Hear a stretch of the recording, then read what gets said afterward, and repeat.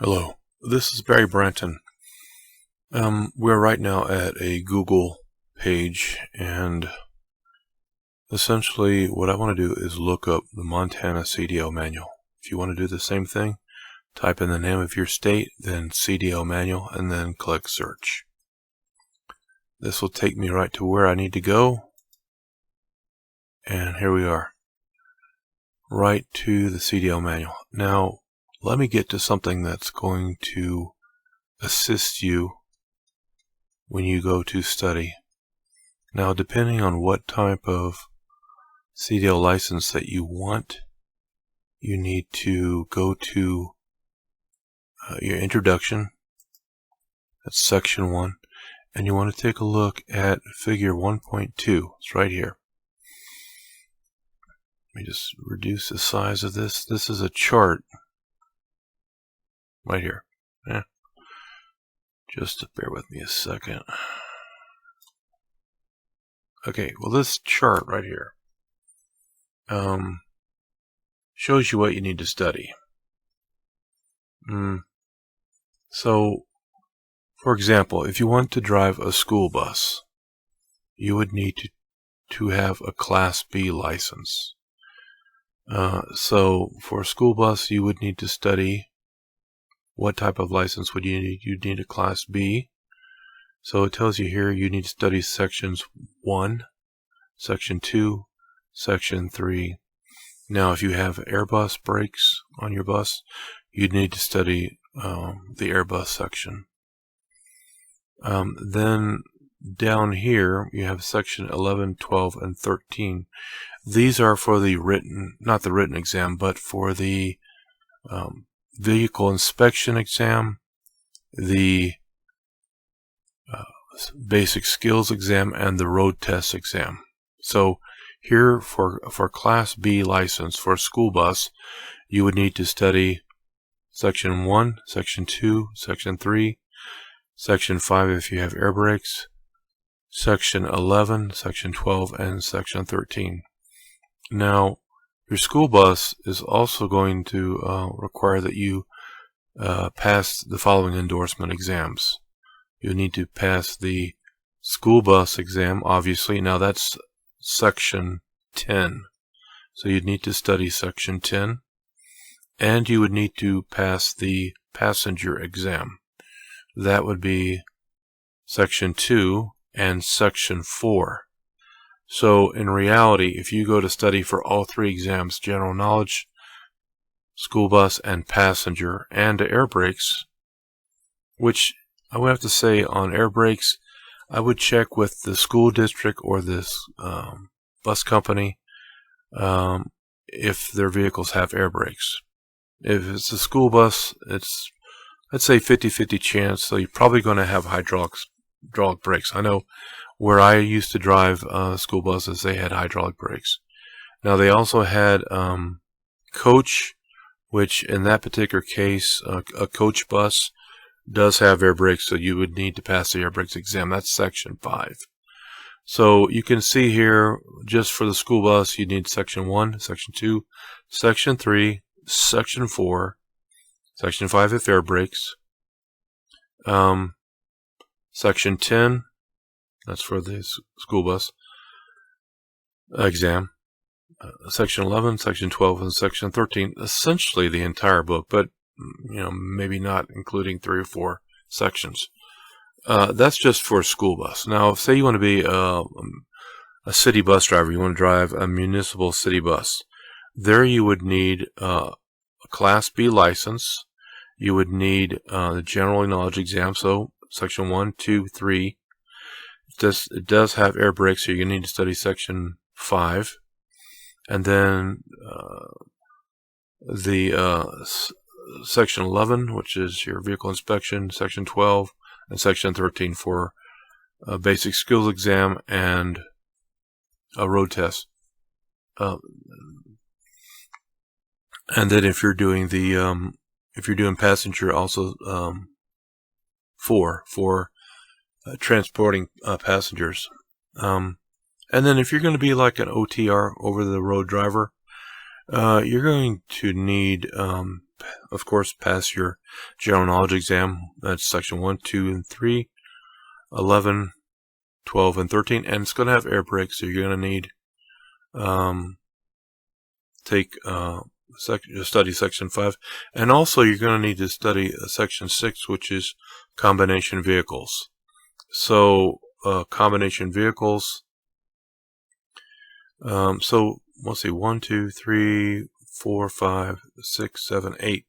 And be honest with you, if you don't mind taking a risk, you could go be a hazardous materials driver, drive gasoline vehicles or whatever, and you could make pretty good money and probably be home in time for dinner.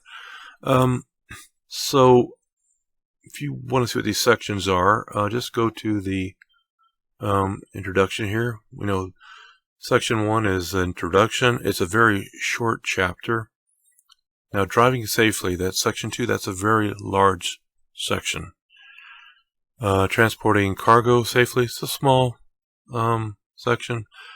The transporting passengers, that's your passenger exam. That's relatively, larger. You have air brakes, that's pretty big. Combination vehicles, a relatively nice size. Doubles and triples. And then you have tank vehicles, hazardous materials, school bus, vehicle inspection, basic vehicle controls test, and on-the-road driving. So let's just get into the introduction. Take a look at that real quick. That is going to be, let's see, 1, 2, 3, 4, 5, 6, 7, 8 pages. So you can do that in a single day. You can read that in a single day. And then you can take some exams, practice exams. Now, the main thing to be concerned about is section 2, driving safely. This is a very large section. There are a total of 23 subsections here. But one good thing that this section offers is it gives you practice exam questions. And you can find those practice exam questions in the manual here. So luckily, I've gone through and answered all the practice exam questions in this in section 2. So here we go. Subsection 2.1, test your knowledge. Here are the exam questions for this subsection 2.1. Thing is, they don't give the answers. You have to dig the answers out, which is, I've already done that. That is going to be in the following video, included in this video. So as soon as this little prelude is done, we're going to go in to start looking at the actual questions that you can find in section 2 of your CDL manual. And they're there. Just look at them. Most people just sort of pass over these, but there's a high likelihood if the question is in the manual, it's going to be on the exam. So this is what I would study. I would study section 2. It covers a lot of material. Study section 1 and then study section 3, and then you're good to go for the general knowledge written exam. Pass the written exam first, and then whatever exams or endorsement exams you need, go ahead and take the test for those. Can't hurt, So that's my suggestion. Let's get into our study now. Group A, 11 questions. This is section 2.1, vehicle inspection. What is the most important reason for doing a vehicle inspection? Safety is the most important reason you inspect your vehicle. Safety for yourself and for other road users. Finding a vehicle defect during an inspection could save you problems later.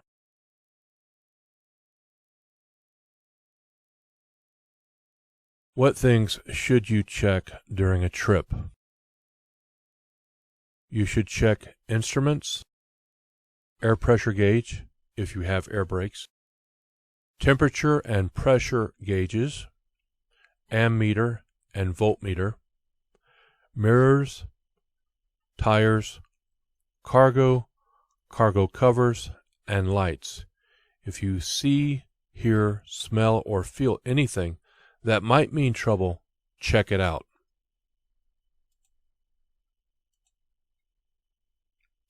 Name some key steering system parts. Steering wheel, steering shaft, gearbox, hydraulic fluid reservoir, power steering cylinder, tie rod, steering arm, pitman arm, drag link, steering knuckle and spindle. Name some suspension system defects. Missing or broken leaves in any leaf spring. If 1/4 or more are missing, it will put the vehicle in out of service, but any defect could be dangerous.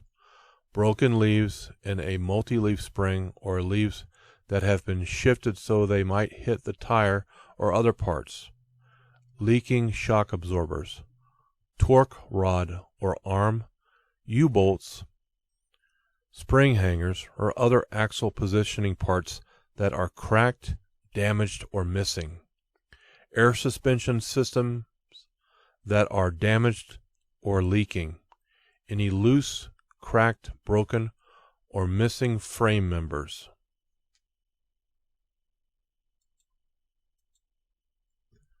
What 3 kinds of emergency equipment must you have? Fire extinguisher, spare electrical fuses, unless equipped with circuit breakers. Warning devices for parked vehicles, for example, 3 reflective warning triangles, or 6 fuses, or 3 liquid burning flares. Optional items may include chains, where winter conditions require them, tire changing equipment, list of emergency phone numbers, and an accident reporting kit or packet.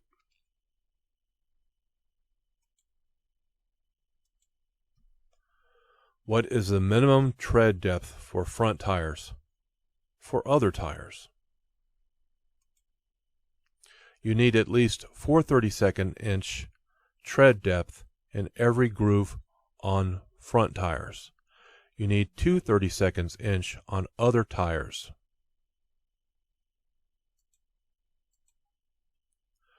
Name some things you should check on the front of your vehicle during the walk-around inspection.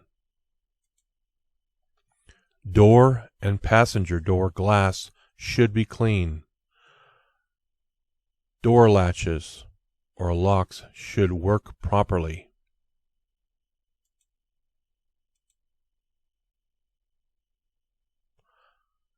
Continued.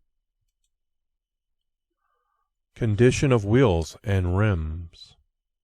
Missing, bent, broken studs, clamps, lugs, or any signs of misalignment. Condition of tires. Properly inflated. Valve stem and cap okay. No serious cuts, bulges, or tread wear. Use wrench to test rust-streaked lug nuts, indicating looseness. Hub oil level okay, no leaks. Continued. Condition of spring. This is for the front suspension. Spring hangers, shackles, U-bolts, shock absorber condition. Continued. Front brakes. Condition of brake drums or discs. Brake pad has at least 1/4 inch of material. Condition of brake shoe. Condition of hoses. Continued. Front. Condition of front axle. Condition of steering system. No loose, worn, bent, damaged, or missing parts. Must grab steering mechanism to test for looseness. Continued. Condition of windshield. Check for damage and clean if dirty. Check windshield wiper arms for proper spring tension. Check wiper blades for damage, stiff rubber, and securement. Continued. Lights and reflectors. Parking, clearance, and identification lights clean, operating, and proper color, amber at front. Reflectors clean and proper color, amber at front. Front turn signal lights clean, operating, and proper color, amber or white on signal facing forward.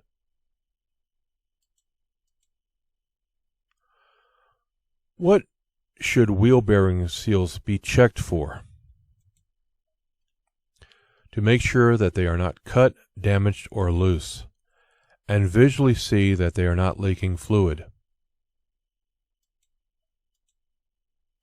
How many red reflective triangles should you carry? A commercial driver must carry 3 reflective triangles in his truck at all times. How do you test hydraulic brakes for leaks? Pump the brake pedal 3 times, then apply firm pressure to the pedal and hold it for 5 seconds. The pedal should not move. If it does, there might be a leak or other problems.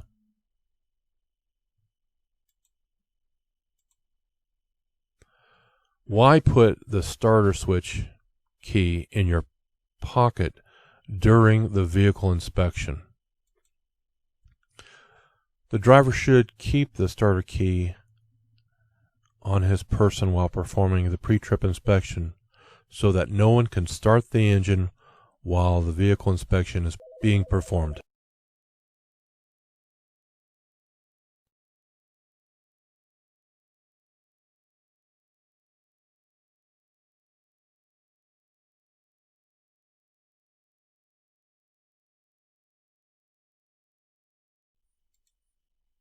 Question Group B.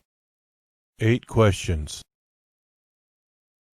Covering sections 2.2, Basic Control of Your Vehicle, and 2.3, Shifting Gears. Why should you back toward the driver's side?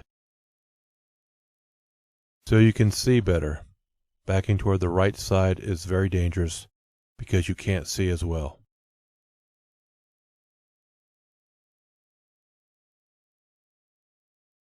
If stopped on a hill, how can you start moving without rolling back? For manual transmission, partly engage the clutch before you take your right foot off of the brake, or put the parking brake on whenever necessary to keep you from rolling back. On a tractor trailer equipped with a trailer handbrake valve, the hand valve can be applied to keep from rolling back.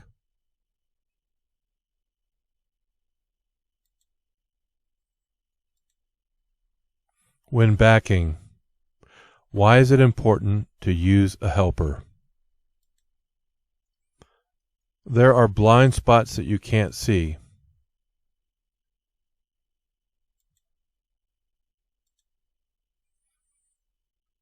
What's the most important hand signal that you and the helper should agree on? Stop.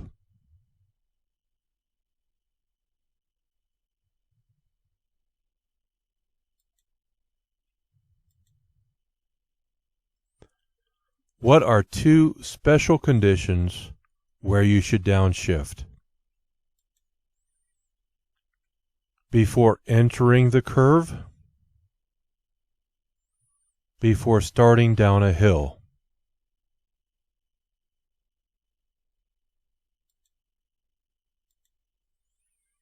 When should you downshift automatic transmissions? You can select a low range to get greater engine braking when going downgrades. Also pay attention. Some vehicles have automatic transmissions. You can select a low range to get greater engine braking when going down grades. The lower range prevents the transmission from shifting up beyond the selected gear, unless the governor RPM is exceeded.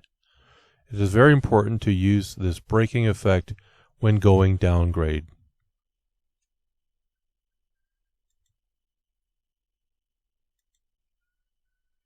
Retarders keep you from skidding when the road is slippery. True or false? False. Retarders help slow a vehicle, reducing the need for using your brakes. When you drive, wheels have poor traction. The retarders may cause them to skid. Therefore, you should turn the retarders off whenever the road is wet, icy, or snow covered.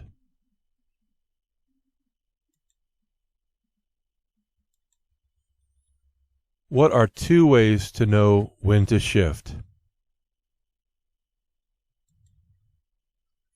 Use engine speed. Watch your tachometer and shift up when the engine reaches the top of the range for your engine.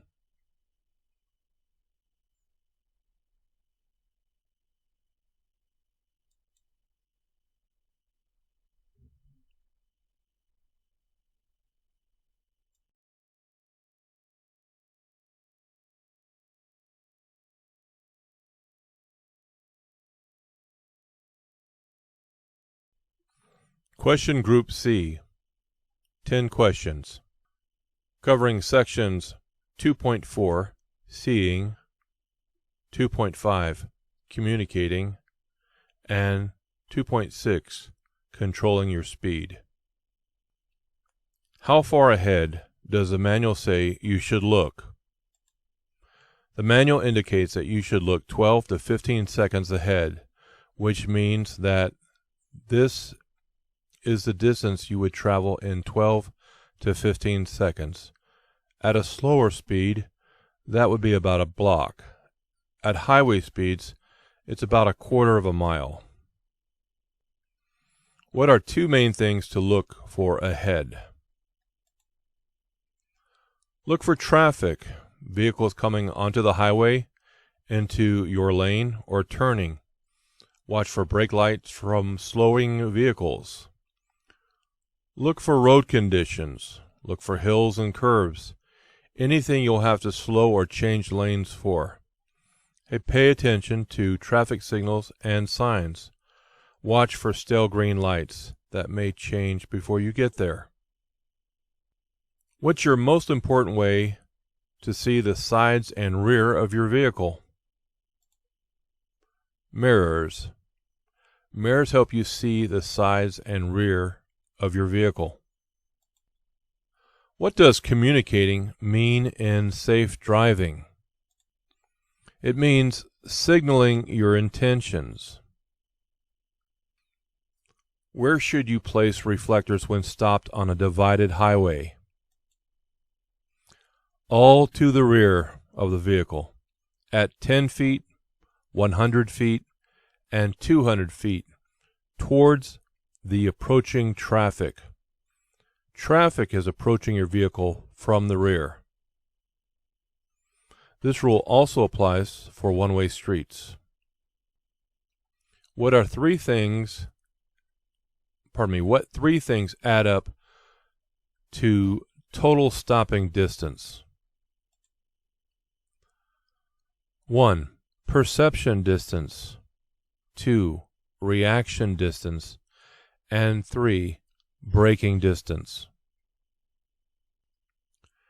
If you go twice as fast, your stopping distance increases by 2 or 4 times. Answer: 4 times. The preceding answer is true for speeds from 20 to 40 miles per hour. Stopping distance under the paragraph heading. The effects of speed on stopping distance, which states when you double your speed from 20 to 40 miles per hour, the impact is 4 times greater. The braking distance is also 4 times longer. Keep in mind, the greater the speed, the greater the effect. Empty trucks have the best braking. True or false? False. Empty trucks require greater stopping distance because an empty vehicle has less traction. It can bounce and lock up its wheels, giving much poorer braking.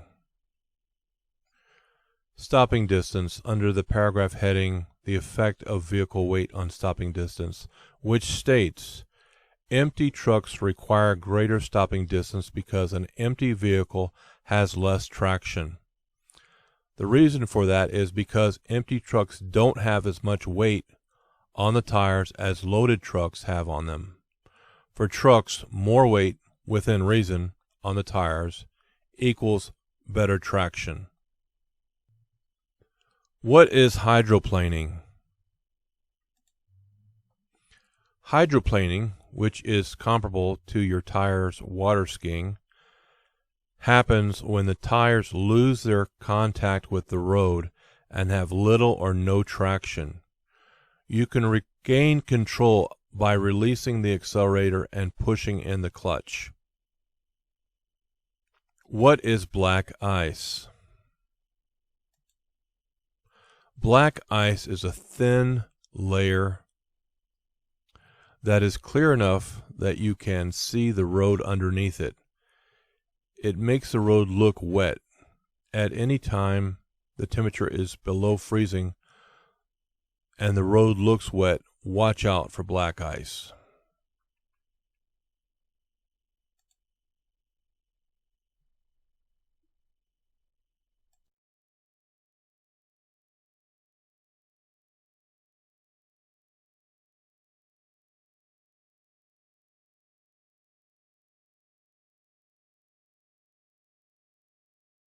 Question Group D. 6 questions covering sections 2.7, Managing Space, and 2.8, Seeing Hazards. How do you find out how many seconds of following distance space you have? Wait until the vehicle ahead passes and count off the seconds like this: 1001, 1002, and so on, until you reach the same spot.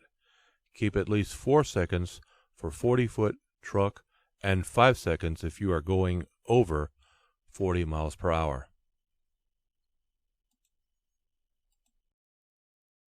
If you are driving a 30-foot vehicle at 55 miles per hour, how many seconds of following distance should you allow?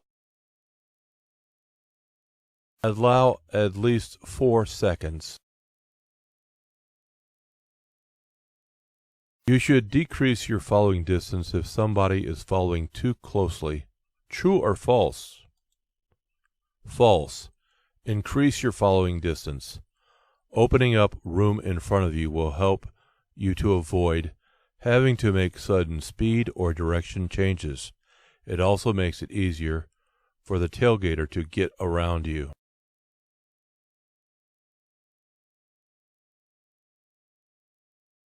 If you swing wide to the left before turning right, another driver may try to pass you on the right. True or false? True. What is a hazard? A hazard is any road condition or other road user, driver, bicyclist, pedestrian, that is a possible danger.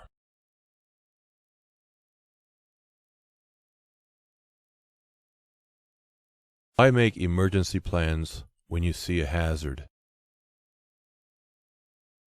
Being prepared will reduce the danger. Always have a plan.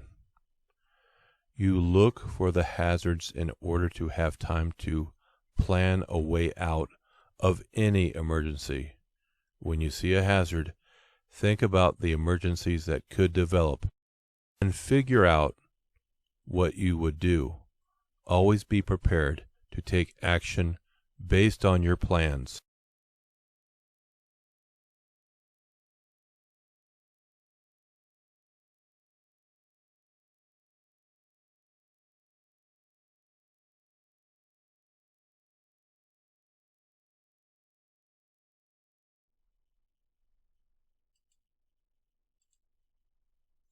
Question Group E. 6 questions. Covering sections 2.9, Distracted Driving, and 2.10, Aggressive Drivers, Road Rage. What are some tips to follow so you won't become a distracted driver? Turn off all communication devices. Do not text or read text messages while driving. Familiarize yourself with your vehicle's features, equipment, and before you get behind the wheel, adjust all vehicle controls and mirrors to your preference prior to driving. Pre-program radio stations and preload your favorite CDs. Clear the vehicle of any unnecessary objects, and secure cargo, etc.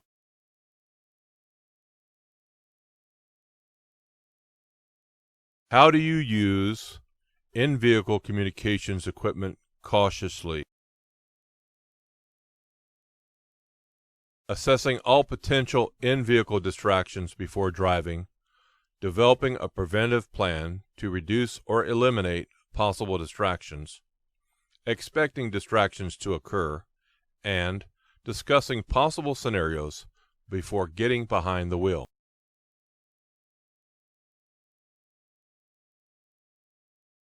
How do you recognize a distracted driver? Vehicles may drift over the lane divider lines or within their own lanes. Cars traveling at inconsistent speeds, drivers preoccupied with maps, food and cigarettes, cell phones or other objects, drivers who appear to be involved in conversations with their passengers.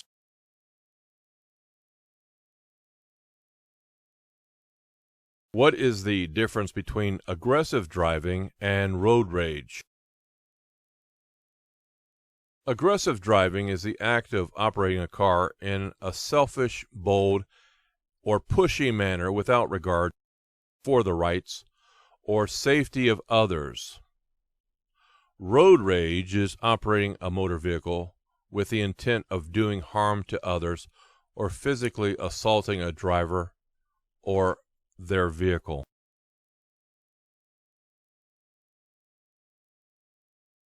What should you do when confronted with an aggressive driver? Get out of his way. Put your pride in the back seat. Don't challenge him by speeding up.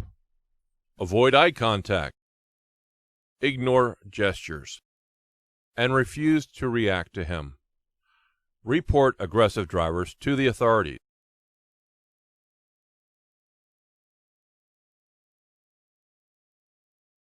What are some things you can do to reduce your stress before and while you drive? Listen to easy listening music. Give the drive your full attention. Be realistic about your travel time.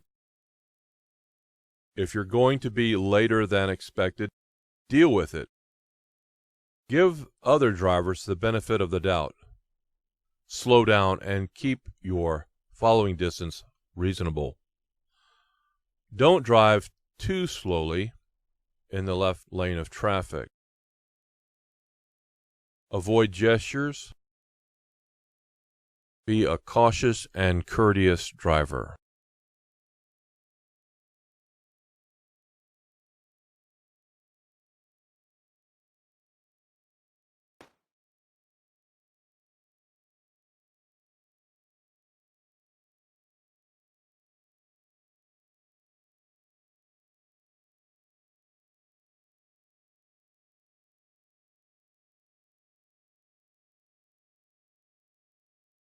Group F, 5 questions, covering sections 2.11, Driving at Night, 2.12, Driving in Fog, 2.13, Driving in Winter, and 2.14, Driving in Very Hot Weather.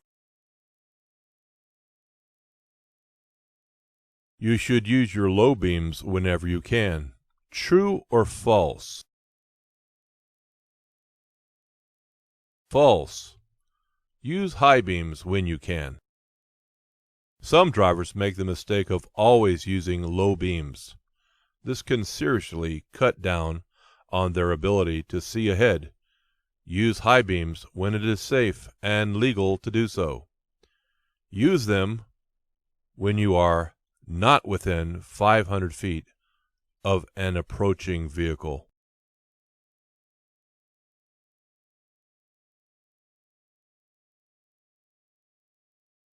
What should you do before you drive if you are drowsy? If you are drowsy, sleep before you drive. Even a nap can save your life or the lives of others.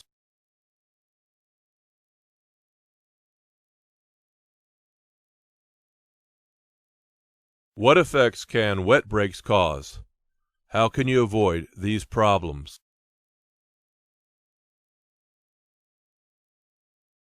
When driving in heavy rain or deep standing water, your brakes will get wet. Water in the brakes can cause the brakes to be weak, to apply unevenly, or to grab. This can cause lack of braking power, wheel lockups, pulling to one side or the other, and jackknife if you pull a trailer. Avoid driving through deep puddles or flowing water, if possible. If not, you should slow down. Place the transmission in low gear and gently put on your brakes. This presses linings against brake drums or discs and keeps mud, silt, sand, and water from getting in. Increase engine RPMs and cross the water while keeping light pressure on the brakes. When out of water, maintain light pressure on the brakes for a short distance to heat them up and dry them out. Make a test stop when safe to do so. Check behind to make sure no one is following, and then apply the brakes to be sure they work well. If not, dry them out further as described above. Caution: do not apply too much brake pressure and depress the accelerator at the same time, or you can overheat the brake drums and lining.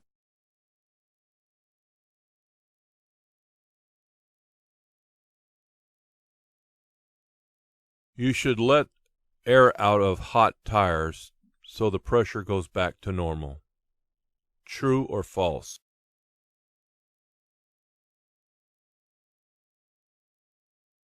False. Air pressure increases with temperature. Do not let air out, or the pressure will be too low when the tires cool off. If a tire is too hot to touch, remain stopped until the tire cools off. Otherwise, the tire may blow out or catch fire.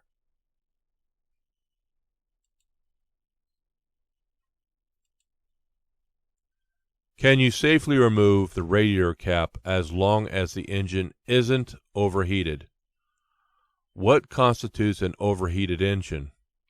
What if the engine hasn't overheated but is just hot? The CDL manual states, never remove the radiator cap or any part of the pressurized system until the system has cooled. Steam and boiling water can spray under pressure and cause severe burns. If you can touch the radiator cap with your bare hand, it is probably cool enough to open.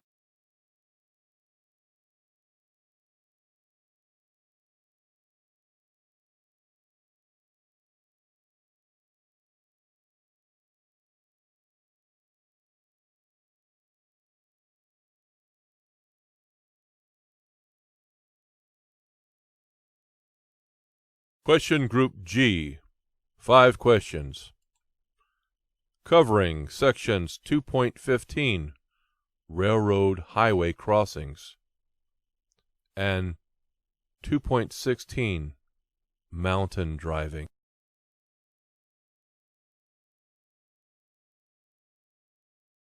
What factors determine your selection of a safe speed when going down a long, steep downgrade?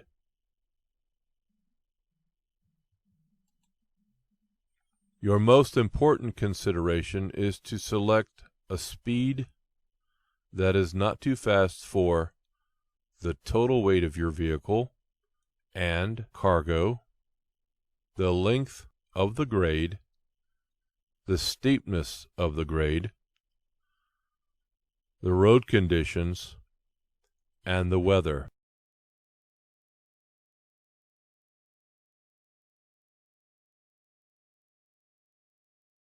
Why should you be in the proper gear before starting down a hill? You want to be in the proper gear before going down a hill because if you try to shift gears when you are driving on the downgrade, you might get locked out of engaging any gear and will lose all engine braking capability.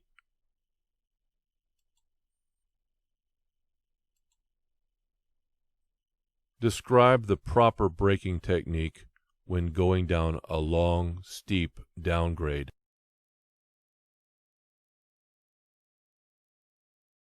The use of brakes on a long or steep downgrade is only a supplement to the braking effect of the engine. Once the vehicle is in the proper low gear, the following are the proper braking techniques.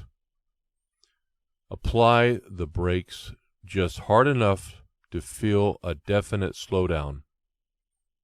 When your speed has been reduced to approximately 5 miles per hour below your safe speed, release the brakes.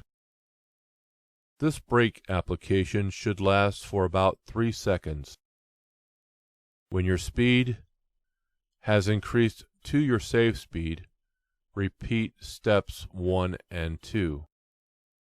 For example, if your speed is 40 miles per hour, you would not apply the brakes until your speed reached 40 miles per hour. You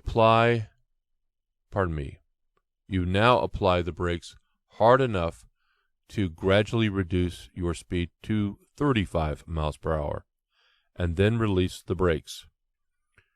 Repeat this as often as necessary until you have reached the end of the downgrade.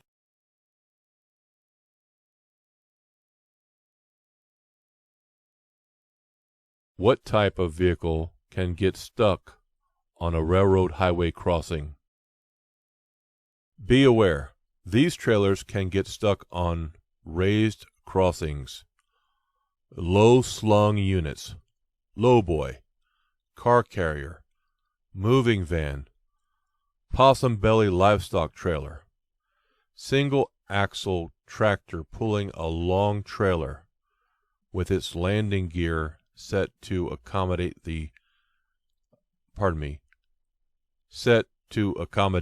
a tandem axle tractor.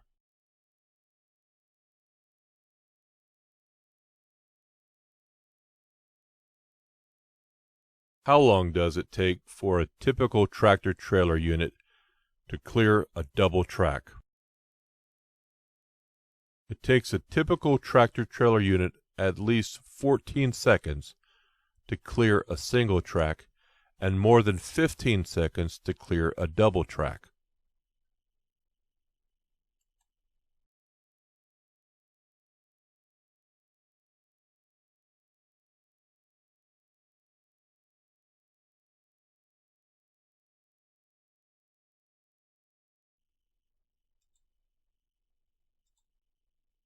Question Group H, 7 questions. Covering sections 2.17, Driving Emergencies, 2.18, Anti-Lock Braking Systems, ABS, and 2.19, Skid Control and Recovery. Stopping is not always the safest thing to do in an emergency. True or false? True. Stopping is not always the safest thing to do in an emergency. When you don't have enough room to stop, you may have to steer away from what's ahead. Remember, you can almost always turn to miss an obstacle more quickly than you can stop. However, top-heavy vehicles and tractors with multiple trailers may flip over.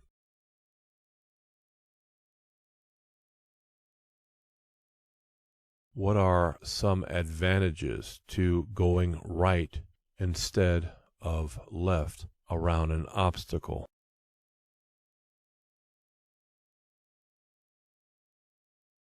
If an oncoming driver has drifted into your lane, a move to your right is best. If that driver realizes what has happened, the natural response will be to return to his own lane. If the shoulder is clear, going right may be best. No one is likely to be driving on the shoulder, but someone may be passing you on the left. You will know if you have been using your mirrors. If you are blocked on both sides, a move to the right may be best. At least you won't force anyone into an opposing traffic lane and a possible head-on collision.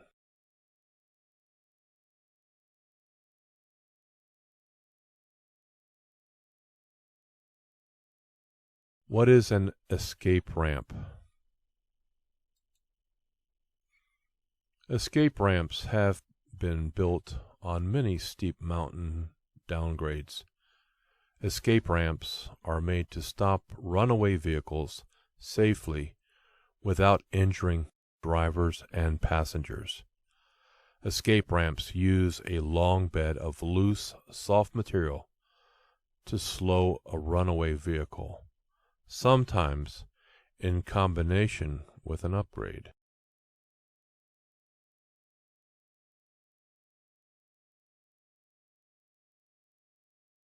If a tire blows out, you should put the brakes on hard to stop quickly.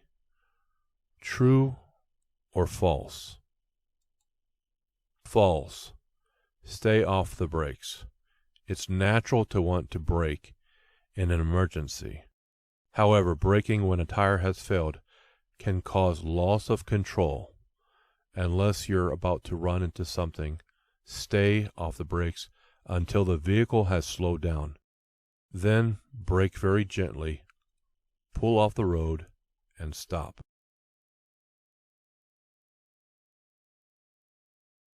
How do you know if your vehicle has anti-lock brakes?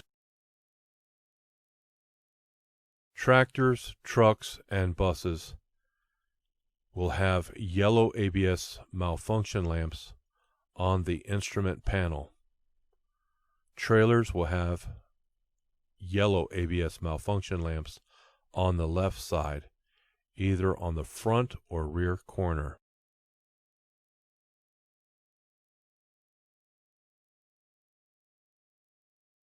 What is the proper braking technique when driving a vehicle with anti-lock brakes?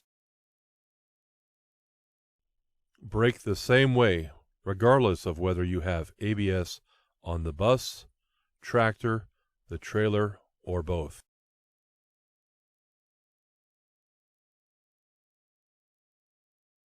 How do anti-lock brakes help you? Brake pressure is adjusted to provide the maximum braking without danger of lockup. ABS works far faster than the driver can respond to potential wheel lockup. At all other times, the brake system will operate normally.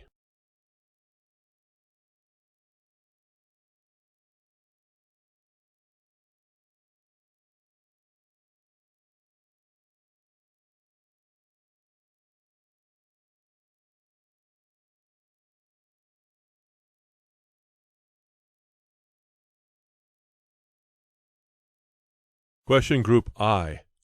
5 questions covering sections 2.20 Accident Procedures and 2.21 Fires.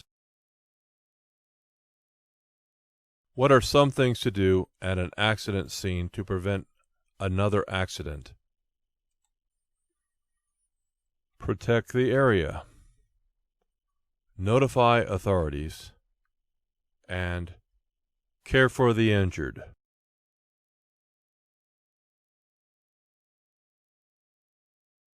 Name 2 causes of tire fires. Underinflated tires and duals that touch.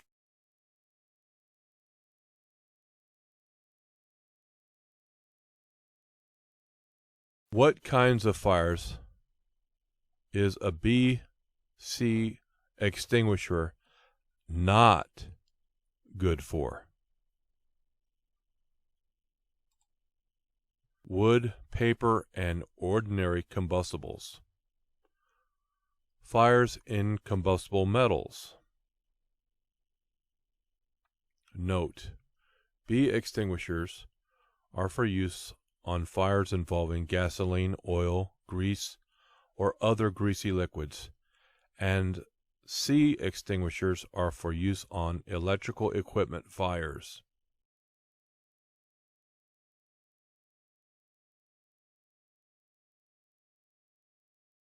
When using your extinguisher, should you get as close as possible to the fire?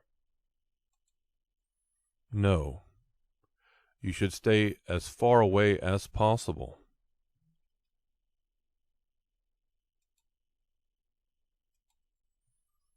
Name some causes of vehicle fires. Spilled fuel, improper use of flares, flammable cargo.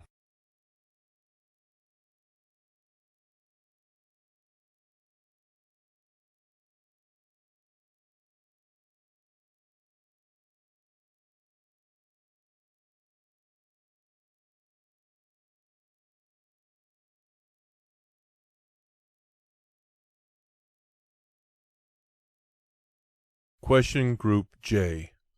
4 questions covering sections 2.22 Alcohol, Other Drugs, and Driving, and 2.23 Hazardous Material Rules.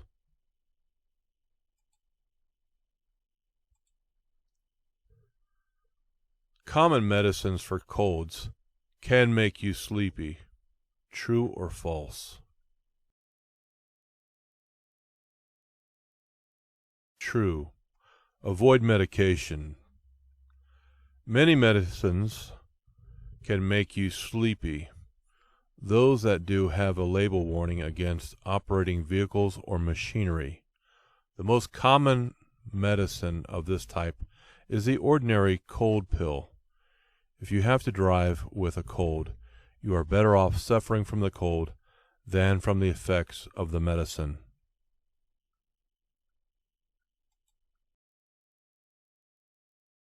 Coffee and a little fresh air will help a drinker sober up. True or false? False. The liver can only process 1/3 of an ounce of alcohol per hour, which is considerably less than the alcohol in a standard drink. This is a fixed rate, so only time, not black coffee or a cold shower, will sober you up. What is a hazardous material placard? Placards are signs put on the outside of a vehicle that identify the hazardous class of the cargo. A placard vehicle must have at least 4 identical placards. They are put in front, rear, and both sides. Placards must be readable from all 4 directions.